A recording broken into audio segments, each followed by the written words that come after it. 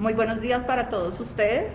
Es un placer para los servicios de fisioterapia, fonoaudiología y terapia ocupacional, en cabeza de nuestra coordinadora Nair Díaz, presentar este enfoque interdisciplinar en este momento académico de las charlas magistrales que siempre se ha caracterizado por ser un espacio de conocimiento y más aún en este momento en el que estamos afrontando, en donde profesiones como las nuestras han salido a relucir y se han visibilizado todas nuestras intervenciones en los pacientes en los diferentes estadios del ciclo vital. Esperamos contribuir a su conocimiento. Bienvenidos todos.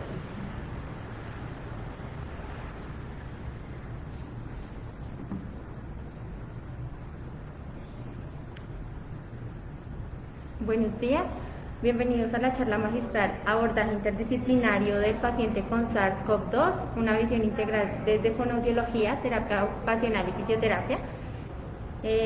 Espero que disfruten de este tema que vamos a abordar. Mi nombre es Judy Pinzón, soy la fonoaudióloga de acá del Hospital Universitario de la Samaritana y bienvenidos. Entonces, como servicios de terapia del Hospital Universitario de la Samaritana, tenemos conocimiento del desafío al que nos estamos enfrentando actualmente los profesionales en el área de la salud en el contexto pandemia. Por ello, surge la necesidad de adoptar nuevas técnicas y dinámicas de abordaje terapéutico desde las áreas de fonoaudiología, terapia ocupacional y fisioterapia que logren optimizar la prevención del contagio de COVID-19 a través de las prácticas de atención seguras que contribuyan a la protección de la integridad de los profesionales que estamos involucrados en la atención y la recuperación de esta enfermedad. Dando inicio al abordaje fonoaudiológico del paciente con SARS-CoV-2, entonces vamos a hablar de una introducción, de un objetivo, de una toma de decisiones y de un ambiente seguro. Entonces, para su conocimiento queremos iniciar con ¿qué es la fonoaudiología? Entonces, la fonoaudiología es una disciplina del área de la salud que estudia la comunicación humana, sus variaciones y desórdenes a través del reconocimiento de tres factores muy importantes. Dentro de esos factores encontramos los factores intrapersonales, que son todos aquellos que ya vienen con la persona desde su nacimiento, factores interpersonales que están relacionados con las habilidades comunicativas de la persona y cómo ella interactúa con sus pares comunicativos simétricos y asimétricos, y finalmente los factores socioculturales que se relacionan con esa participación que tiene la persona en el entorno. A través de esto, la fonoaudiología tiene 5 áreas de estudio principales, en donde encontramos el lenguaje, el habla, la voz, la audición y la función oral faríngea. Ahora, ¿qué personas necesitan apoyo desde el área de fonoaudiología en el escenario clínico? Entonces, todo paciente que se encuentre en un proceso de hospitalización o monitoreo por el hospital. Entonces encontramos los adultos que requieren de estimulación cognitiva comunicativa, pacientes con afectaciones de tipo o daño neurológico, pacientes con dificultad en el proceso de ingesta de alimentos, y todo recién nacido que requiera intervención y estimulación adecuada en el desarrollo oral motor y de habilidades comunicativas y lingüísticas tempranas. ¿Cuál es el objetivo de esta presentación desde el área de fonoaudiología? Entonces queremos brindarles información específica del abordaje fonoaudiológico del paciente con sospecha o confirmación de SARS-CoV-2, a partir de la toma de decisiones y la aplicación de procedimientos que protejan y garanticen no solo la seguridad y la integridad del paciente, sino también del fonoaudiólogo y de sus familias.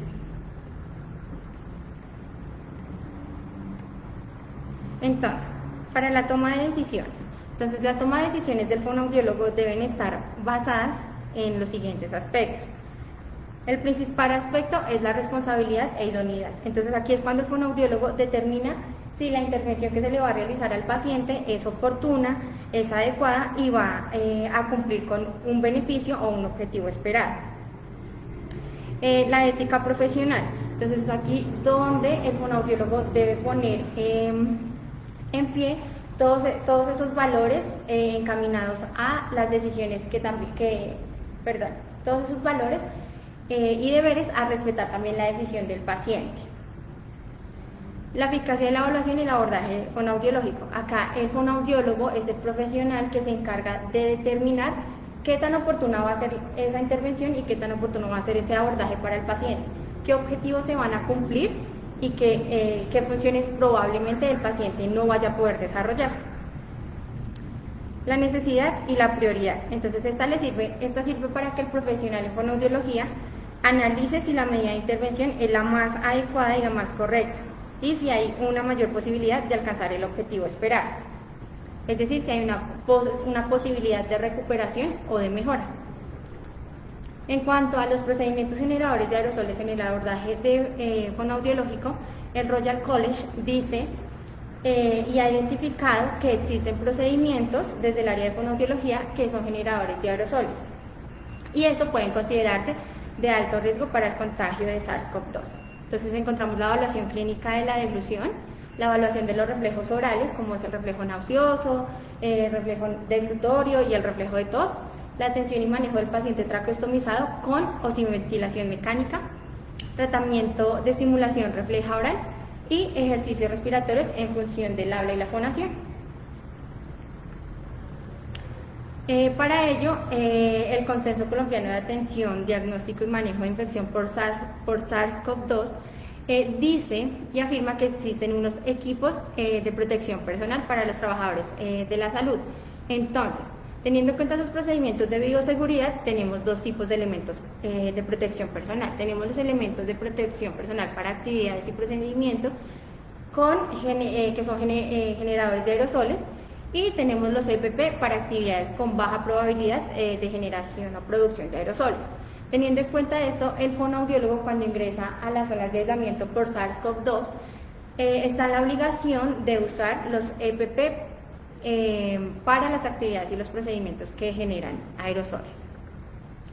En cuanto a la priorización de los pacientes, según la guía de recomendaciones para el ejercicio de la especialidad de fonoaudiología durante el contexto pandemia COVID-19, el fonoaudiólogo debe priorizar a pacientes que se encuentren en cuadro de disfagia orofaringea, postestubación y pacientes traqueostomizados, teniendo en cuenta que el COVID-19 afecta a 1/3 de los mismos y puede desembocar complicaciones severas tales como neumonías aspirativas o, en su caso, un proceso de reintubación al paciente por falla respiratoria. En cuanto al manejo de pacientes sin diagnóstico y o confirmación de COVID-19, el Hospital Universitario de la Samaritana ha desarrollado una estrategia y una recomendación para los profesionales del área de la salud en general. Entonces, desde el área de fonoaudiología, todos los pacientes que estén interconsultados, estén recibiendo tratamiento y no tengan un diagnóstico por contagio de SARS-CoV-2, siempre los consideraremos como portadores asintomáticos del virus. En cuanto a las recomendaciones para la atención, el fonoaudiólogo debe tener en cuenta si el usuario tiene una temperatura igual o mayor a 38 grados, es preferible no generar el proceso de intervención y atención al paciente, puesto que esto es un signo de alerta. También se recomienda que todo el material no crítico que sea de uso fonoaudiológico especializado, como fonendoscopio, bajalenguas, aplicadores, sean de uso exclusivo para el paciente y de material desechable. Entonces acá de material desechable encontramos los bajalenguas, los vasos que vamos a utilizar para los procesos de evaluación, los aplicadores y demás. El fonoaudiólogo también debe manejar los tiempos y procedimientos tanto de evaluación como de intervención. ¿Para qué? Para disminuir o mitigar la probabilidad de contagio entre profesional de salud y paciente. El paciente que no sea atendido de manera presencial, entonces acá el servicio de fonoaudiología de Luz desarrolló una estrategia alterna. ¿Qué quiere decir esto? Entonces el paciente fue estubado, 7 horas después de las tubaciones, interconsultado por el área de fonoaudiología, la fonoaudióloga va, lo evalúa y deja la dieta más adecuada para el paciente. Al siguiente día, la fonoaudióloga lo que hace es que llama al servicio, se comunica con la jefe en el stand de enfermería de la UCI, en este caso, y va realizando una serie de preguntas que garanticen si la dieta sí fue correcta para el paciente o no. Y preguntas como cuáles, si ha presentado tos durante el proceso de ingesta, si presenta signos de atoramiento, si se ha evidenciado cambios en el patrón de saturación. Y en caso de que alguna de estas preguntas la respuesta sea afirmativa, lo que hace el fonoaudiólogo es ir nuevamente a la unidad, evaluar nuevamente al paciente y garantizarle una ingesta de alimentos y una deglución funcional con una consistencia alimenticia correcta para el paciente. Este monitoreo constante por vía alterna se realiza por vía telefónica. El fonoaudiólogo debe también evitar procedimientos que puedan desencadenar aerosoles, como se mencionó anteriormente, la evaluación de los reflejos orales, la estimulación del reflejo de tos. En cuanto a los procesos de evaluación, el CCF, el Colegio Colombiano de Fonoaudiología, realizó unos lineamientos fonoaudiológicos para el paciente con SARS-CoV-2. Entonces tenemos los servicios con los que cuenta Luz, que es la unidad de cuidado intensivo neonatal, la unidad de cuidado intensivo adulto y urgencias y hospitalización. Entonces, dicen que el tiempo máximo de intervención para estos pacientes es de 15 minutos. También hay unas estrategias de abordaje. Entonces, para neonatos encontramos que tenemos que hacer la anamnesis por historia clínica, debemos observar las condiciones del ambiente en el que se encuentra el bebé, tenemos que identificar si el bebé tiene un soporte ventilatorio y qué tipo de soporte ventilatorio tiene, tenemos que mirar el estado de alerta del bebé y determinar la viabilidad de evaluar o intervenir en ese momento al neonato. Técnicas a ejecutar, entonces vamos a realizar una prueba de ensayo directo con alimento y vamos a evitar la valoración o la evaluación del reflejo nauseoso. En cuanto a la unidad de cuidado intensivo, vamos a hacer revisión de la historia clínica para determinar otros posibles diagnósticos que tenga el paciente, aparte de la confirmación del SARS-CoV-2. Tenemos que hacer también la exploración y valoración de la función motora a nivel de la función oral motriz, y vamos a hacer valoración de la función deglutoria y del sistema estomatognático, a excepción de la valoración de los reflejos orales. Entonces, acá, para ello, la técnica que vamos a utilizar es el test de deglución con agua. Vamos a estar súper atentos con los cambios en oximetría de pulso, vamos a realizar auscultación cervical siempre y cuando el fonendoscopio sea de uso exclusivo para el paciente. También vamos a hacer el manejo de vía oral con diferentes consistencias alimenticias para poder determinar qué consistencia el paciente va a poder deglutir sin que le genere un riesgo aspirativo. Y en cuanto a urgencias y hospitalización, vamos a evitar actividades que generen aerosoles. Entonces acá nos encontramos un ejemplo, un paciente con disfonías, y vamos a trabajar toda la parte de eficiencia fonatoria, coordinación neumofónica, actividades de tracto vocal semiocluido. Entonces debemos evitar todas esas actividades, puesto que son generadoras de aerosoles. Vamos a hacer trabajo intraoral y vamos a evaluar toda esa función a través de tareas orales motoras. En cuanto a la técnica a ejecutar en este servicio, vamos a hacer exploración de la comunicación, del lenguaje, del habla, de la voz, y de la estructura y la función del sistema estomatognático, y vamos a hacer la evaluación de la vía oral. En cuanto al tratamiento, entonces, en la unidad de cuidado intensivo, el tratamiento no debe superar más de los 5 minutos con el bebé. Entonces, acá, ¿qué vamos a hacer? Vamos a hacer técnicas de posicionamiento y postura, vamos a aplicar estrategias de alimentación, técnicas de estimulación sensorial, vamos a facilitarle siempre al bebé el proceso de succión. En unidad de cuidado intensivos, urgencias y hospitalización, el tiempo de intervención debe estar minimizado hacia los 15 minutos. Entonces, en la UCI de adultos, ¿qué vamos a hacer? Entonces, se sugiere que el fonoaudiólogo evite realizar estimulación intraoral. La manipulación laringea está contraindicada, puesto que esto puede desencadenar la estimulación del reflejo de tos, que es el reflejo protector de la vía aérea superior, y pues ya iríamos en contra de las recomendaciones que nos dan los lineamientos. En la intervención del paciente con traqueostomía se debe evitar la oclusión digital, puesto que esto también va a estimular los procesos de tos el reflejo de tos en el paciente. No se recomienda la manipulación e intervención del paciente con intubación orotraqueal. En urgencias de hospitalización, entonces, si el paciente ya tiene determinada una consistencia tras el manejo terapéutico y según la evolución clínica del paciente, se va a hacer la modificación de consistencias alimenticias. Acá recordemos que la atención a cada paciente es individualizada. Puede que dos pacientes tengan un mismo objetivo terapéutico, pero la estrategia de abordaje sea totalmente distinta porque a los dos pacientes no les va a funcionar la misma estrategia como tal. Aquí también vamos a hacer maniobras posturales y maniobras deglutorias que le permitan al paciente tener una deglución funcional, efectiva y sin riesgos. Se va a manejar toda la parte de tareas orales motoras funcionales para la rehabilitación de toda la parte funcional motriz. No se sugiere la movilización de tejidos blandos por problemas de coagulación en los pacientes positivos para SARS-CoV-2. Muchas gracias y a continuación le damos la bienvenida a nuestra terapeuta ocupacional, quien nos va a hablar del abordaje desde terapia ocupacional en el paciente con sospecha o confirmación de SARS-CoV-2.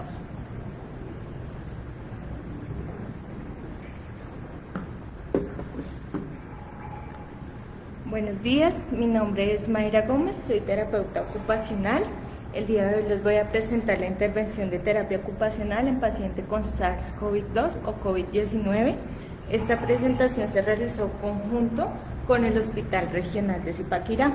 Vamos a abordar una breve definición sobre la terapia ocupacional, su objetivo en el contexto de la situación sanitaria y las áreas de intervención en terapia ocupacional con COVID-19 como son UCI, hospitalización y manejo ambulatorio.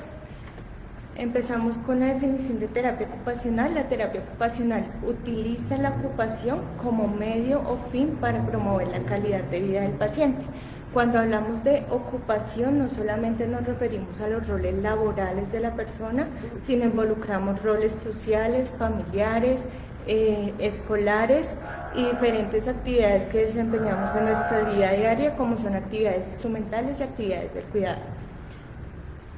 Nuestro objetivo está promover la mayor independencia y funcionalidad de nuestro paciente, siempre en pro y mejora de la calidad de vida y mejorando capacidades o destrezas. Cuando hablamos de capacidades o destrezas nos referimos a capacidades sensoriales, motoras, cognitivas, del estado de regulación emocional del paciente.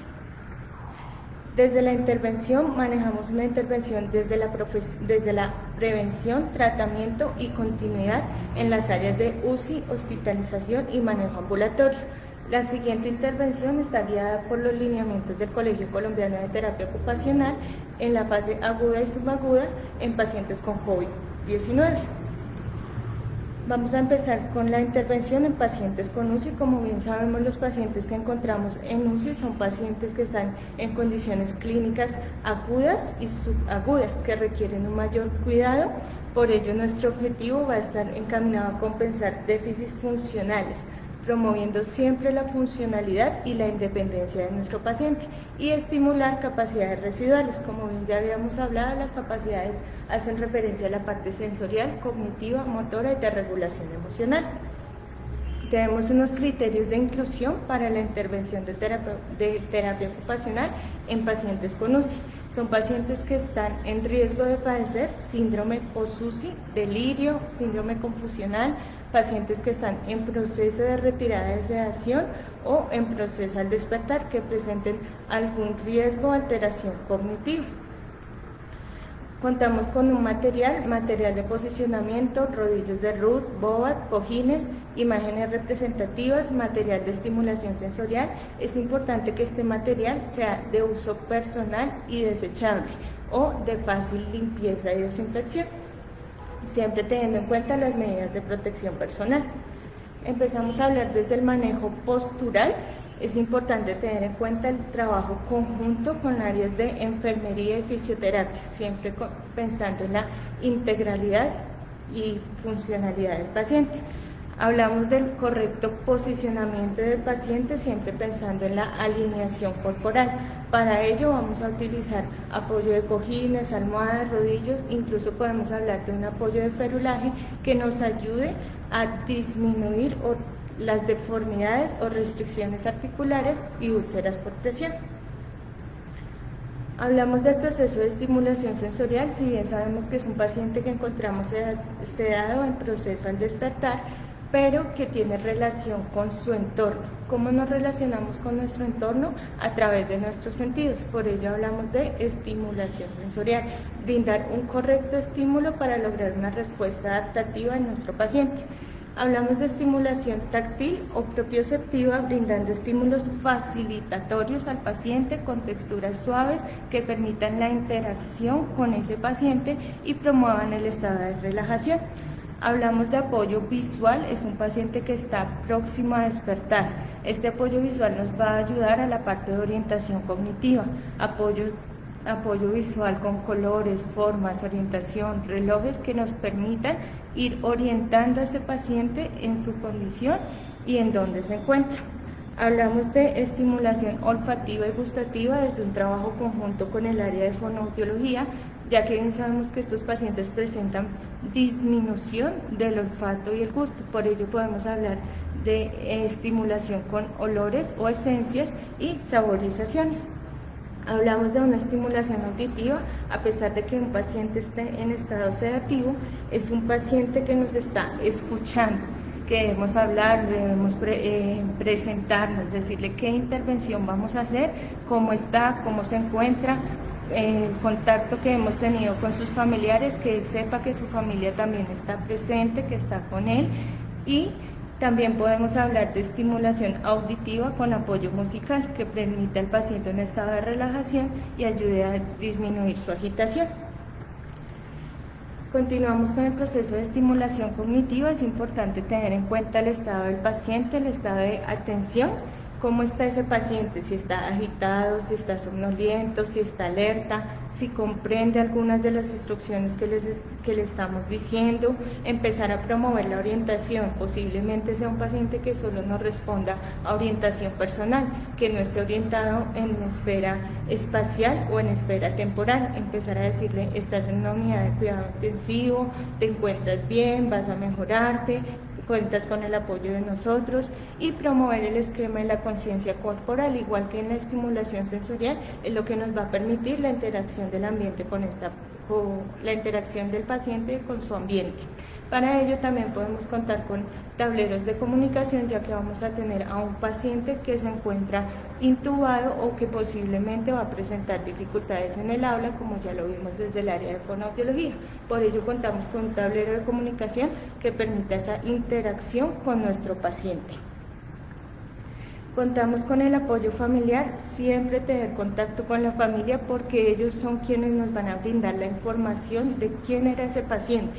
Si es posible, realizar una pequeña encuesta con el familiar que nos permita saber sus roles, su ocupación, los roles familiares que desempeñaba, los roles sociales, sus intereses, sus rutinas, porque toda esta información nos va a favorecer el proceso de adaptación y de hospitalización, como ya lo vamos a ver. Entonces empezamos con terapia ocupacional, la intervención en paciente de hospitalización con diagnóstico de SARS-CoV-2. Desde la hospitalización vamos a enfocarnos principalmente en pacientes que presenten limitación en sus actividades de la vida diaria. Tenemos como objetivo reducir los tiempos de la estancia hospitalaria y minimizar el impacto del aislamiento. Tenemos unos criterios de inclusión para la intervención de terapia ocupacional en pacientes hospitalizados. Inicialmente, una limitación en sus actividades de la vida diaria, limitaciones en su capacidad funcional, siempre involucrando la independencia y funcionalidad del paciente. Pacientes que presenten alteraciones cognitivas, emocionales, sociales, sensoriales y motores. Contamos con un material, el material debe ser material de estimulación sensorial, material de motricidad y material enfocado hacia gustos e intereses del paciente de acuerdo a cada actividad que se va a graduar, de acuerdo a los gustos e intereses del paciente. Es importante que este material sea desechable y de fácil limpieza y desinfección. Tener en cuenta las medidas de protección personal. El terapeuta ocupacional debe realizar los protocolos establecidos por el hospital, como higienización de manos y elementos de protección personal. La intervención va a estar guiada a nuestra funcionalidad en las actividades de la vida diaria, promover patrones funcionales, integrales, patrones que nos favorezcan la independencia en actividades de alimentación, que el paciente pueda volver a tener su independencia en manipular sus objetos cotidianos como vasos, cucharas, cubiertos, que le permitan la independencia en su alimentación, higiene personal, haciendo referencia a cepillado, acicalado, arreglo personal, vestido, Descanso y sueño. Es un paciente que tiene alteraciones en su ciclo de sueños. Es importante empezar a establecer rutinas de vigilia y sueño, control de esfínteres, y de igual manera continuamos con la movilidad funcional. Como bien lo veíamos en UCI, manejábamos un ajuste postural. Aquí ya promovemos la movilidad funcional del paciente. Empezamos a hablar de traslados que apoyen sus actividades de la vida diaria. Hablamos de estimulación cognitiva. Va a ser un paciente que va a estar en un estado de atención más alerta, va a tener periodos atencionales sostenidos. Podemos empezar a involucrar memoria, funciones mentales superiores, tales como planeación, secuenciación, organización, que nos permita realizar actividades de razonamiento y resolución de problemas. El área de ocio y tiempo libre se nos vuelve una herramienta en el proceso de aislamiento y una herramienta que nos va a favorecer al bienestar emocional del paciente, ya que es un paciente que va a tener una estancia hospitalaria prolongada. Por ello, como habíamos realizado una encuesta previa con el familiar, sabemos sus gustos, intereses, y siempre pensando en la motivación del paciente se va a realizar este tipo de actividades. Se pueden realizar actividades manuales, lúdicas, de acuerdo siempre al interés del paciente, y constantemente el apoyo de la familia. Ya van a hacer visitas un poco más prolongadas virtuales, siempre manteniendo el aislamiento y la prevención, donde el familiar empieza a orientar al paciente en los hechos ocurridos, en los sucesos que han pasado en el tiempo que ha estado hospitalizado, y brindar apoyo constante. Pasamos a la intervención en paciente ambulatorio. En paciente ambulatorio, el paciente ya se va a encontrar en su domicilio, debe garantizar las adaptaciones para continuar con sus actividades de la vida diaria y empezarlo a involucrar en procesos de actividades instrumentales y sus roles profesionales. Tenemos unos criterios de inclusión. Debe ser un paciente que ha presentado alteraciones cognitivas, de regulación emocional, comunicativas, cognitivas y motoras. En este proceso ya no hablamos solo de actividades de la vida diaria, sino empezamos a involucrar actividades instrumentales de la vida diaria. Quiere decir que competen el cuidado de otros, cuidado de nuestras familias, cuidado de nuestras mascotas, ya no hablamos de movilidad funcional, sino incluimos movilidad en comunidad, traslados de un domicilio a nuestros lugares de trabajo, y empezar a reintegrarnos en el rol laboral. Siempre contando con el apoyo de la familia. Vamos a contar con nuestros cuidadores principales. Es importante que la familia brinde ese apoyo al momento en que el paciente retorna a su hogar y ayude en el proceso de la rehabilitación. No solo el paciente presenta dificultades en esta situación sanitaria que estamos viviendo. Desde el Colegio Colombiano de Terapia Ocupacional se brindan unas pautas para el cuidado de la salud mental. Como bien sabemos, somos seres integrales y no podemos descuidar el cuidado de nuestra salud mental. Por ello trabajamos conjunto con psicología y psiquiatría, promoviendo rutinas, manteniendo roles y siempre pensando en el bienestar emocional y psicosocial. Encontramos nuestra referencia de acuerdo a la presentación que acabamos de ver, y agradezco el tiempo prestado. Continuamos con la doctora Pilar Mogollón en su intervención. Buenos días para todos. Mi nombre es Pilar Mogollón Mendoza, soy fisioterapeuta del Hospital Universitario de la Samaritana. Trabajo en el área de cuidado intensivo desde hace 25 años. Y vamos en este momento a contarles algo de la experiencia que hemos tenido y de los enormes aprendizajes que hemos vivido durante esta época de pandemia. Con el advenimiento de esta nueva pandemia, la comunidad científica ha despertado nuevos aprendizajes que nos han llevado a cambiar un poco nuestra manera de pensar, de ver y de abordar nuestros pacientes en cuidado crítico. Esta pandemia mundial ha afectado de manera importante no solo a la comunidad desde su rol social, emocional, sino también ha tenido un impacto importante desde lo que nosotros concebimos como movimiento corporal humano. Es así como las asociaciones de fisioterapia a nivel de Colombia, a nivel mundial, han hecho un esfuerzo importante para crear nuevas estrategias de abordaje, de rehabilitación y de mejorar la visión que tenemos del ser humano y de su intervención en sus diferentes ámbitos. Entonces, vamos a hablar de por qué realizar movilización temprana de ejercicio terapéutico en UCI.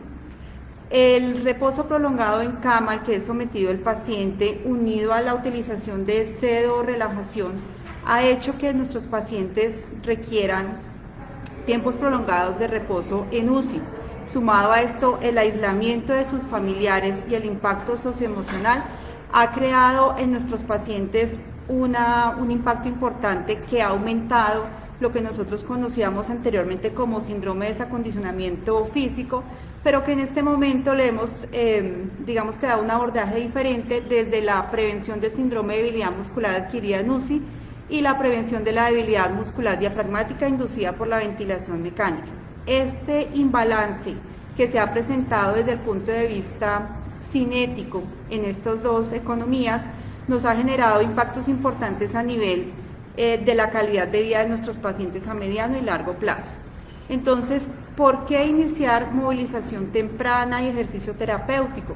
La debilidad muscular adquirida en UCI, que es el reposo más la ventilación mecánica y la sedorelajación, ha generado una mortalidad oculta y tardía en nuestros pacientes. No solo genera impactos a nivel neurocognitivo, sino que de manera importante produce una disminución de la calidad de vida. Está demostrado que la debilidad muscular adquirida en UCI genera una dificultad para el regreso al trabajo y actividades cotidianas, especialmente a largo plazo. Se ha visto que después de una estancia en UCI, solo el 49% de los sobrevivientes vuelven al trabajo después de un año y el resto de pacientes requieren entre 4 y 5 años para retornar a sus actividades de la vida diaria y básicas cotidianas. Por otro lado, la disfunción diafragmática o disfunción diafragmática inducida por la ventilación mecánica se da como secundario al efecto negativo de la ventilación mecánica y puede ocurrir en paralelo o no con el síndrome de debilidad muscular adquirida en UCI. Esto se ha debido a ¿qué? Pues a los cambios importantes, a la respuesta inflamatoria que se da en la estructura pulmonar del paciente, pero también unido a la utilización de sedorelajación, ya que nuestros pacientes en este momento requieren RAS entre -3, -4 o -5 para poder permitir que se dé una adecuada reparación de las estructuras pulmonares. Entonces, esto ha generado grandes cambios a nivel de nuestra economía. Importante recordar que la ventilación mecánica unida a la enfermedad crítica o a la patología crítica del paciente genera unos daños importantes en la estructura del diafragma, lo que genera la disfunción diafragmática y la incapacidad o la alteración de la estructura contráctil del diafragma, lo que nos puede llevar a mediano o largo plazo a la muerte del paciente. Entonces, la ventilación mecánica unida a la patología crítica, a la respuesta inflamatoria sistémica, a la sedorelajación del paciente y al reposo, a la debilidad muscular y a la disminución de la capacidad funcional, nos va a llevar a un síndrome de debilidad muscular adquirida en la UCI. El impacto sistémico del reposo para todos ya es conocido. El reposo produce un aumento de la frecuencia cardíaca de reposo, alteración de la presión ortostática, disminución del volumen de eyección sistólico y sabemos todos y está demostrado que en el SARS-CoV-2 se ha visto que hay asociación con flebotrombosis, TBP y algunos TEP. Esto también genera atrofia muscular, debilidad muscular y disminución de la tolerancia al ejercicio a mediano y largo plazo, y a nivel del sistema cardiopulmonar disminuye la capacidad vital, produce una alteración de la relación ventilación-perfusión. Por el daño de la estructura muscular tenemos una alteración del mecanismo de tos, incoordinación muscular y obviamente una alteración de la relación sinérgico-antagónica del diafragma, lo que nos va a llevar a mayor consumo energético y a disminución de la capacidad aeróbica del paciente. Este artículo lo traigo para recordar la importancia de la intubación temprana de los pacientes y prevenir la lesión diafragmática. Estamos viendo con gran tristeza que a pesar de que las guías y las recomendaciones dicen que cuando tenemos una PaO2 menor a 200, con FIO2 superior al 50, con frecuencias respiratorias por arriba de 30, es la indicación de intubación del paciente. Sin embargo, el retraso en la intubación empeora el pronóstico pulmonar, ya que genera una lesión, genera un estrés pulmonar que va a dificultar la recuperación del paciente y que en últimas va a empeorar el pronóstico funcional, aumentando los porcentajes de mortalidad de nuestros pacientes. Entonces, ¿para qué realizar movilización temprana de ejercicio terapéutico en UCI? Es importantísimo que el manejo sea temprano. De nosotros depende que la recuperación del paciente sea lo más pronto posible. ¿Qué intentamos cuando movilizamos tempranamente? Prevenir el síndrome de debilidad muscular adquirida en UCI, prevenir la debilidad muscular diafragmática, pero sobre todo disminuir los días de ventilación mecánica, la incidencia de la polineuropatía y todos los efectos adversos que habíamos visto del reposo prolongado en cama. Es fundamental incorporar dentro de todo lo que vamos a hablar de movilización temprana, la independencia para el autocuidado de las actividades de la vida diaria, como nos contaba Mayra, y disminuir el riesgo de complicaciones en los pacientes en estado crítico. En últimas, nuestro objetivo es mejorar la calidad de vida de los supervivientes en UCI, mejorando la capacidad funcional. Fundamental tener claro que nosotros tenemos que evaluar muchas escalas para poder aproximarnos a la intervención del paciente. Fundamental evaluar la escala de agitación y sedación de Richmond o la escala de RASS, que no es excluyente para la realización de la actividad física o de la movilización temprana, pero que sí es un factor importante evaluar para entender cómo debemos abordar a nuestros pacientes. Importante en este artículo, cómo ha cambiado nuestra perspectiva y cómo nos estamos enfrentando a un elefante en cuanto a nuestras intervenciones, cómo podemos ver cómo se puede comportar el pulmón o la estructura pulmonar dependiendo del tipo de fenotipo de la lesión pulmonar que tengamos, pero eso mismo nos debe llegar a replantear cómo vamos a abordar la intervención desde el punto de vista funcional y desde el punto de vista de movilización y ejercicio terapéutico. Entonces, importante, ¿cuándo realizar movilización temprana? Haciendo la revisión encontramos muchos artículos donde hablan de movilización precoz y creemos que nosotros desde nuestra experiencia interdisciplinar que no debería llamarse movilización precoz, ni siquiera movilización temprana, el término debería ser movilización oportuna, porque se realiza cuando es oportuno y prudente para el paciente iniciar la intervención. Entonces, esta movilización se inicia inmediatamente después de la estabilización fisiológica, neurológica y cardiovascular del paciente en las primeras 24 o 48 horas de admisión en la UCI. ¿Cuándo no realizamos movilización temprana? Cuando hay alteraciones severas de la coagulación, cuando tenemos riesgo de TBP o TEP, cuando el paciente presenta hipertensión intracraneal y agitación severa, o sea, tenemos RASS de 4, y contraindicaciones relativas, inestabilidad respiratoria con fracción inspirada de oxígeno mayor a 0.6 y saturaciones inferiores al 85%, inestabilidad hemodinámica, necesidad de apoyo vasopresor de 2 o más inotrópicos y dolor, pero sabemos que el dolor puede ser intervenido a través de estrategias farmacológicas o a través de estrategias de relajación o meditación que pueden cambiar, digamos que nuestra perspectiva de intervención. Entonces, ¿en qué consiste nuestra movilización temprana o la movilización oportuna? Entonces, son intervenciones encaminadas a proporcionar estímulos motores, sensitivos y propioceptivos que van a generar una disminución del impacto negativo del reposo en la UCI. ¿Cuál es nuestro objetivo? Mantener o restablecer la fuerza y la función neuromuscular de nuestro paciente y también la parte cardiopulmonar dentro de los 2 primeros días de ingreso a la UCI y de la estabilización hemodinámica. Recordemos que nosotros somos un todo y que nuestra intervención debe ser lo más integral posible. En cuanto al ejercicio terapéutico, pues ya es la prescripción de un programa de actividad física que involucra al paciente en tareas voluntarias. Entonces, se va a hacer a través de contracciones musculares y movimientos corporales con el objetivo de aliviar los síntomas, mejorar la función o prevenir o detener el deterioro de la salud. Fíjense que es importante determinar cuál es la diferencia entre movilización y ejercicio. Movilización implica participación activa del fisioterapeuta en la actividad que se va a hacer con el paciente, y el ejercicio terapéutico ya es la prescripción del ejercicio como tal, o sea, con participación, ojalá, del 50% hacia arriba del paciente. Entonces, tenemos unas estrategias preventivas diseñadas por el Colegio Colombiano de Fisioterapia y las agremiaciones de fisioterapia en Colombia, y se llaman Despierte, Respire y Muévase. Entonces, es el ABC de la prevención para la discapacidad a largo plazo de la debilidad muscular adquirida en UCI. ¿Qué nos dice? Despierte al paciente usando sedación ligera o mínima para favorecer la interacción. Respire, entonces hay que hacer ensayos de respiración espontánea diarios para favorecer la contracción muscular diafragmática. Hay que coordinarse con el equipo interdisciplinario, de ahí la importancia de esta charla y del trabajo que hacemos aquí en el hospital, porque nosotros realizamos un trabajo en equipo con fonoaudiología, con terapia ocupacional y con los intensivistas y enfermería, donde hemos logrado hacer un excelente equipo de trabajo que se ve reflejado en la cantidad de pacientes que afortunadamente han podido sobrevivir durante esta pandemia. Monitorización y manejo del delirio, porque no es un secreto para nadie que nuestros pacientes hacen delirio y eso es lo que más afecta a su integración social nuevamente. Y movilización y deambulación temprana, que es uno de los objetivos de intervención. ¿Cómo evaluamos a nuestros pacientes? En nuestra experiencia hemos visto que es fundamental tener escalas adaptadas, traducidas y validadas para nuestras poblaciones. ¿Qué utilizamos? El PERNSCORE, el IMS y el CIPAX, que nos dan una aproximación de cómo está nuestro paciente, cuándo lo debemos intervenir y cuál va a ser nuestro objetivo de intervención. Es importante establecer estrategias que disminuyan la incidencia de la debilidad en UCI a través de programas de movilización temprana de ejercicio terapéutico, haciéndolo de manera segura, como lo hace el equipo interdisciplinario del hospital. Y también podemos utilizar escalas como el MRC, que nos facilitan toda la parte de abordaje funcional a nivel de grupos musculares.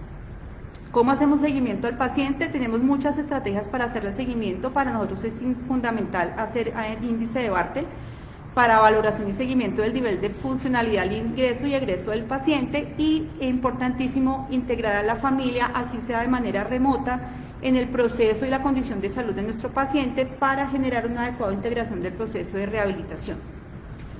¿Cuándo es el momento ideal para iniciar la movilización temprana? Como lo vemos en este algoritmo, el momento lo da el paciente. Entonces nosotros anteriormente decíamos que había unas condiciones básicas como que el paciente no tenga fiebre, que el paciente tenga sedación cooperativa, que el paciente tenga un lactato inferior a 2. Este SARS-CoV-2 nos ha hecho pensar y reevaluar en una manera diferente de abordar a nuestros pacientes, y hemos descubierto que es fundamental, a pesar de que muchas de estas contraindicaciones absolutas como el lactato, la temperatura, en otros pacientes no empezábamos el programa de movilización temprana, en nuestros pacientes sí, porque hemos visto los resultados del manejo precoz. En el paciente hospitalizado con ventilación mecánica hay que usar protocolos de destete ventilatorio donde se hagan evaluaciones diarias para la preparación de la respiración espontánea, lo que nosotros siempre hemos trabajado como prueba de respiración espontánea. Favorecer la evaluación y la intervención de la musculatura respiratoria a través de modos que sean asistidos, ¿cierto? Y utilizar siempre descargas diafragmáticas o utilizar el reentrenamiento muscular respiratorio con la sensibilidad respiratoria o con estrategias como las que conocemos de FNP para favorecer esta contracción. Y aquí viene una cosa súper importante y es una invitación que vamos a hacerles a todos ustedes. Mucho se ha dicho de la movilización temprana en prono y realmente son pocos los sitios donde se está abordando la movilización temprana en prono por la concepción errónea de que el paciente no se debería movilizar en prono. Nosotros les vamos a contar nuestra experiencia y es que estamos movilizando tempranamente en prono. La única contraindicación para la movilización es el paciente con relajación, pero sabemos que la relajación no se mantiene por más de 72 horas. Entonces, el paciente así está en sedación profunda con RAS de -4, -5, nosotros hemos iniciado la movilización temprana y hemos visto de manera importante los efectos a nivel cardiovascular y sistémico que tiene la movilización de nuestros pacientes. ¿Qué utilizamos? Una semaforización, lo utilizamos en la unidad de cuidado intensivo, donde utilizamos verde para bajo riesgo de eventos adversos, amarillo donde pensamos que puede haber un riesgo potencial, pero que debemos tener precauciones y tener claras las contraindicaciones para iniciar la movilización, y rojo, que es un riesgo potencial significativo, llámese paciente con CIRS activo, con INRs fuera de los rangos establecidos, con riesgo de TBP o tromboembolismo pulmonar o eventos cardiovasculares que puedan llevar a una novedad de seguridad. De resto, estamos haciendo movilización en todos nuestros pacientes que se encuentran en la unidad de cuidado intensivo. Muchos abordajes se hacen a través de, primero, posicionamiento en cama, intervención en cama, cambio de cúbito, sedestación o viceversa, sedestación, bipedestación o caminar. Y se hacen muchos abordajes a través de 4 fases, donde el nivel 1 es paciente inconsciente, o sea, con RAS por debajo de 3, nivel 2 con el paciente ya en RAS de entre -1 y 1, nivel 3 con el paciente totalmente consciente y nivel 4 con el paciente ya totalmente cooperativo. Para movilizar el paciente tenemos estas fases: primero hacemos sedestación, sedente corto, sedente largo en cama, luego hacemos sedente borde de cama con apoyo de miembros inferiores, luego iniciamos los traslados de sedente borde de cama a silla, sedente a posición bípeda, e iniciamos la deambulación con descargas de peso en distancias cortas, dependiendo de la condición del paciente. Como les decía, se han creado muchos consensos. Realmente hay uno súper importante que es de la Confederación de la WCPT, y de la Organización Mundial de la Salud, donde nos hacen la invitación a movilizar tempranamente y a perder el miedo, porque los beneficios se van a ver a mediano y largo plazo en nuestros pacientes. ¿Qué nos dice nuestra experiencia? En el Hospital de la Samaritana somos pioneros en los programas de movilización temprana. Llevamos 25 años instaurando el programa de movilización temprana en nuestros pacientes. De esta experiencia tenemos una publicación, un artículo de investigación donde habla de cuál es la importancia de movilizar tempranamente al paciente, unido a la duración de la ventilación mecánica y a la estancia de cuidados intensivos, y nuestro protocolo se basa en el protocolo de Morris. Se hizo una modificación del protocolo y es lo que ustedes ven aquí. En el nivel 1, el paciente inconsciente, iniciamos movilización temprana. Inconsciencia quiere decir RAS entre -4, -5. En el nivel 2 ya el paciente puede tener un RAS entre -2 hasta 1, donde iniciamos actividades activas asistidas. En el nivel 3 el paciente ya totalmente consciente, donde iniciamos la prescripción de ejercicio terapéutico, la sedestación de 20 minutos, borde de cama, y en el nivel 4 el paciente ya totalmente cooperativo, donde realizamos actividades de transferencias de cama, de transferencias silla-cama o movilización dentro de la habitación. Entonces es importante tener en cuenta la importancia de la movilización en nuestros pacientes, perder el miedo a movilizarlos. Se va a ver el beneficio a mediano y largo plazo, pero sobre todo el trabajo con el equipo interdisciplinario. En nuestro hospital contamos con un excelente equipo en la unidad de cuidado intensivo, con el intensivista, enfermería, fonoaudiología y terapia ocupacional, donde hemos hecho un equipo que se encarga de todo el proceso de estimulación multisensorial, y en ese proceso de estimulación multisensorial se incluye la parte de movilización del paciente. Les vamos a contar nuestra experiencia en los minutos que nos quedan, porque hemos hecho también el abordaje de los pacientes en UCI con bipedestación temprana. Contamos con mesas de bipedestación, lo que favorece el entrenamiento ortostático de los pacientes, la recuperación propioceptiva de fuerza muscular, pero sobre todo la ganancia a nivel de manejo integral y de rehabilitación a mediano plazo con nuestros pacientes. El beneficio de la posición bípeda cambia la percepción del paciente con respecto a la posición supina, favorece no solamente la parte cardiopulmonar, sino también la parte emocional de los pacientes. Lo hemos visto y es una invitación para todas las personas que nos están acompañando. En este momento está de moda el síndrome post-UCI, y el síndrome post-UCI es lo que vemos después de largas estancias de los pacientes, donde no se hace movilización, donde el paciente está solo, donde el paciente tiene problemas emocionales.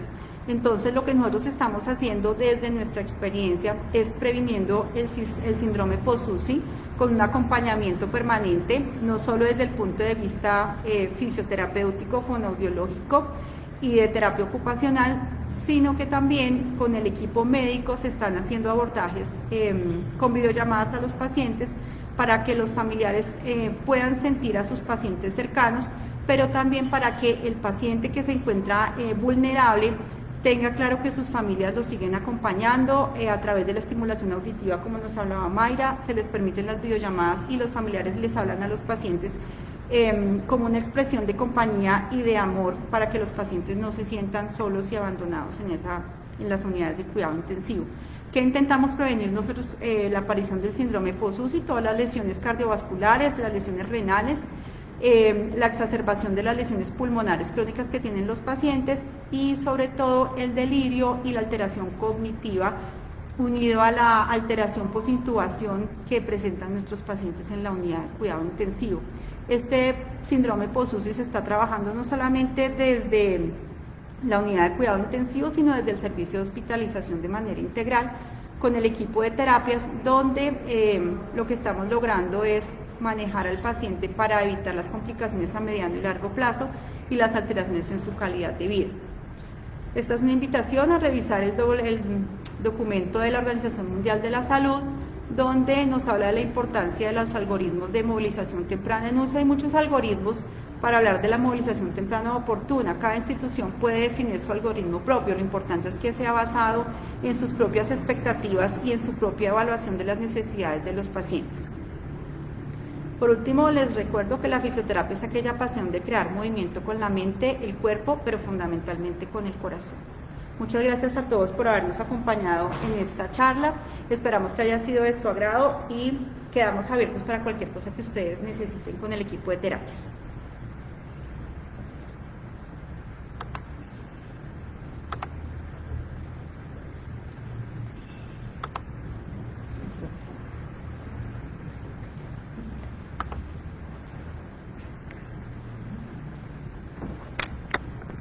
damos una gratitud muy grande al grupo de terapia en la participación y en el compartir sus vivencias, sus situaciones y experiencias que nos permiten crecer y evolucionar en esta situación de pandemia. De parte de la Subdirección de Educación Médica e Investigación, queremos motivar y agradecer a cada uno de los participantes en este momento de conocimiento. Nuestro hospital, como cabeza de red, sigue conectado en la virtualidad para trabajar en equipo, como equipo Samaritana que somos, como hospital universitario acreditado posiblemente en unos pocos tiempos, y adicional para saber que nuestra tarea continúa, que la formación es una responsabilidad social, que la Subdirección de Educación Médica e Investigación sigue continuamente con sus charlas magistrales y que esta es una bienvenida nuevamente a reiterar la importancia de compartir experiencias para fundamentar nuestro sistema de salud y nuestro compromiso con la sociedad. Muchas gracias y nos vemos en nuestra próxima charla el próximo viernes a las 7 de la mañana. Gratitud a todos los participantes.